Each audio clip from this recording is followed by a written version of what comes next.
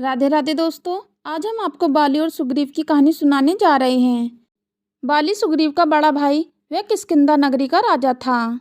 बाली व सुग्रीव दोनों वानर जाति से थे। वे अत्यंत बलशाली थे। भगवान ब्रह्मा जी से वरदान मिले होने के कारण बाली अत्यंत बलशाली था। बाली को यह वरदान प्राप्त था कि उसे किसी भी युद्ध में अपने से सामने वाले शत्रु की आदि शक्ति प्राप्त हो जाएगी। वे उसके शत्रु की आदि शक्ति समाप्त हो जाएगी। दोनों भाइयों के बीच में अत्यंत प्रेम था।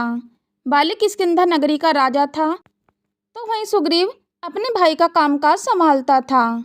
बाली सुग्रीव की कहानी में असली मोड़ तब आता है जब बाली का युद्ध एक मायावी राक्षस से होता है। उस युद्ध के परिणाम स्वरूप बाली सुग्रीव को किष्किंधा से धक्के मारकर निकाल देता है, जो उसकी मृत्यु का कारण बनता है।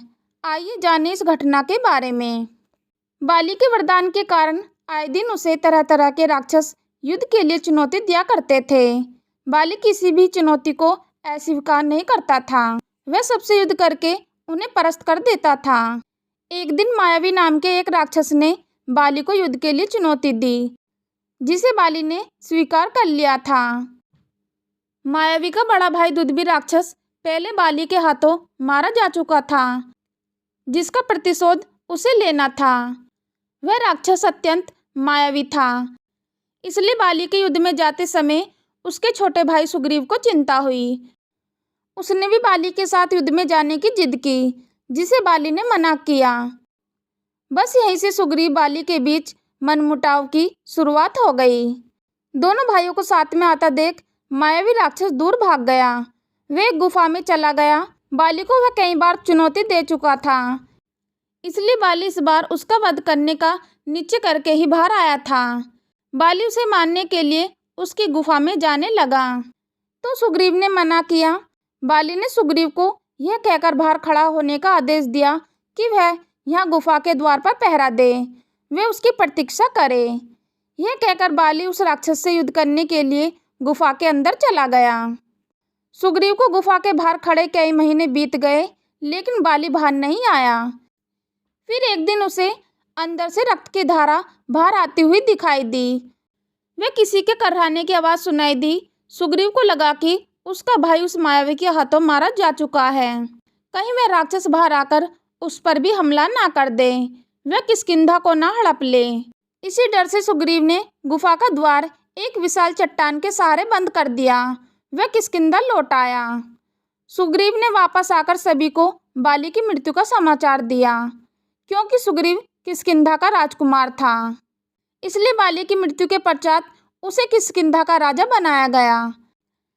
हालांकि बाली सुग्रीव की कहानी में यह सुग्रीव की बहुत बड़ी गलती साबित हुई, जिसके गंभीर परिणाम उसे भुगतने पड़े।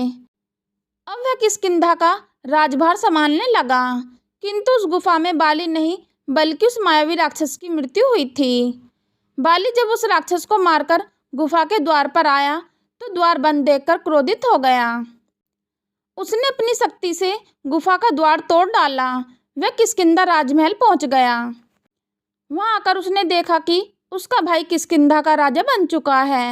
यह देखकर बाली का गुस्सा और भी प्रबल हो गया। उसे लगा कि उसके भाई ने सब जानते हुए यह षड्यंत्र रचा। वह उसे गुफा के अंदर बंद कर दिया। वह सव्य किष्किंधा नगरी का राजा बन गया। उसने भरी सभा में सुग्रीव पर यह लाछन लगाया। सुग्रीव ने उसके चरणों में गिरकर क्षमा याचना की, लेकिन बाली ने सभी के सामने उसे धुतकार दिया। वह उसे बुरी तरह मारने लगा। सुग्रीव किसी तरह अपनी जान बचाकर वहां से भागा।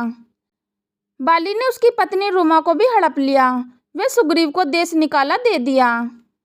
बाली के डर से सुग्रीव को किसी ने भी शरण नहीं दी। वह साथ ही बाली के सिपाही उसकी हत्या की ताक में थे।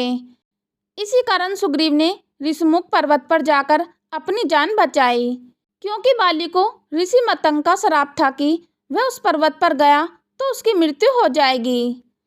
इस प्रकार बाली ने सुग्रीव को न केवल किष्किंधा से अपमानित करके बाहर निकाला, अपितु उसकी धर्मपत्नी को भी उसके साथ नहीं जाने दिया।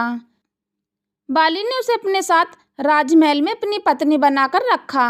बाद में सुग्रीव ने सभी भगवान श्री राम की सहायता से बाली का वध करवाया। वह पुन किष्किंधा का राजा बना।